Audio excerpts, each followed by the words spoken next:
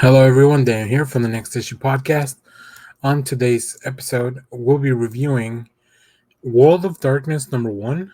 This is a Vault comic. Now, if you're familiar with Vault, you'll know that they have a big horror imprint now, and they've been putting out a lot of different books. So this one, this World of Darkness, it's actually an event. It involves a lot of people over at Vault, but it looks really interesting. um, and I wanted to bring it in and just kind of talk about it a little bit. So this this involves a few of the properties that Vault's dealing with: Vampire the Masquerade, Werewolf the Apocalypse. So all those kind of things are all kind of wrapped up into this World of Darkness event. So you'll see more of that as we talk a little bit about the issue. So let's go ahead and to talk about the actual credits of the issue and figure out who's working on this book. So this book is written by, this actual issue is written by Jim Zub, Tim Seeley, Blake Howard, Tini Howard, and Danny Lohr. So they're all respectively working on different things. Jim Zub and Danny Lohr working on the Werewolf, the Apocalypse. Tim Seeley, Tini Howard, and Blake Howard are working on the Vampire the Masquerade. And Tim Seeley and Julius Ota doing art with Addison Duke on colors and letters by Ann Wool Design are actually writing this specific comic. So I haven't been reading all the other series tying this up, but I got an opportunity to read this in advance, so I definitely wanted to do a review. So let me tell you a little bit about what's going on in this book. So in the World of Darkness, Crimson Thaw, Cecily Bain has become everything she never wanted as the Prince of the Twin Cities. But her rule over a fractured, backbiting vampire court is interrupted by an intruder. Something big, hairy, and full of teeth. You can only imagine what that is. For over a century, werewolves of the Twin Cities have protected their blessed places from threats both physical and spiritual. When vampires under Cecily's rule move in on one of these precious sites, it's a declaration of war, one that Tyrell, the Stainless Stinner, and its ferocious pack will avenge at any cost. So there's a lot happening here. I do want to go over.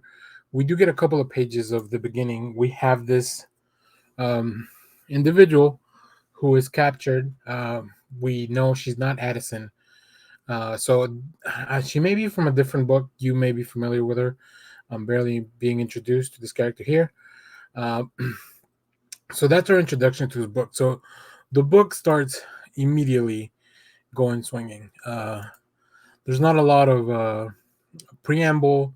We get a couple of pages of this, and then we actually jump into the story with Cecily Bain and the Vampire Court. Now, I really enjoyed the setup for this because it really gave me a layout of the land of like these twin cities. Um, we haven't fully covered what Cecily's role as the prince is, but we definitely met a lot of characters, especially Cecily. But we met a lot of characters that I would say they are part of the court and they are a little extra. I mean, vampires tend to be that way, I think. So that was very interesting. I will share this. I think the art in this book is magnificent, and I have one more panel to show in a minute, and I think you guys will really enjoy that. But I love the contrast between our unreal like uh, Cecily does not want to rule over this court, right? She doesn't she doesn't want to take the call to action, which is obviously something that makes the character very interesting because we want to figure out, okay, what's the end game with Cecily.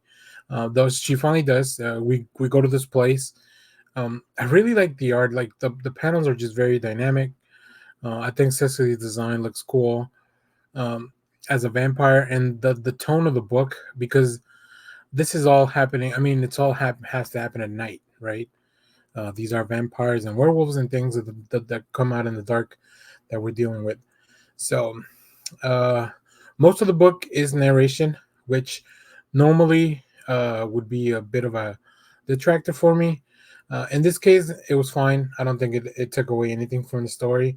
I think that's only because Cecily is a pretty interesting character, and it feels like, she's the narrator.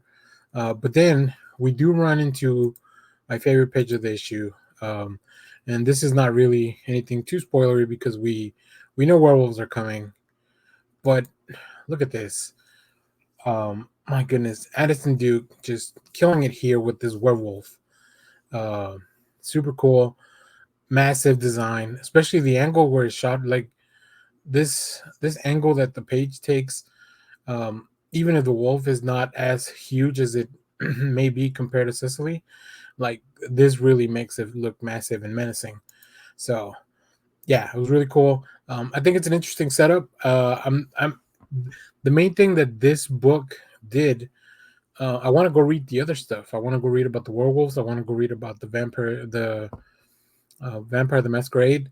I know, I know there are RPG games too. So uh, I'm I'm a newer person when it comes to RPGs, but I mean that's something that sounds pretty cool.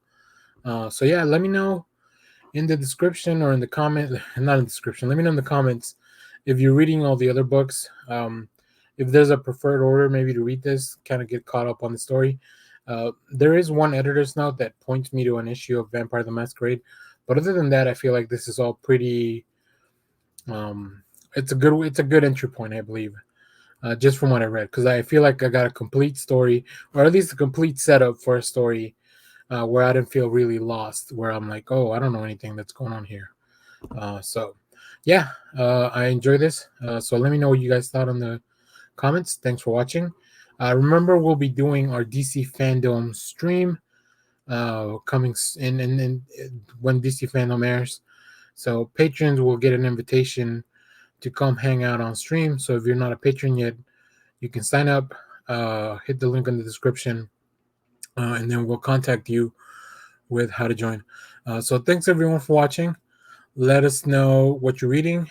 Remember to leave a comment, share, like, subscribe, hit the bell so you know when we go live. And yeah, thanks for watching, everyone. I hope you guys enjoyed this one. This felt like something fun, something new. So bye bye.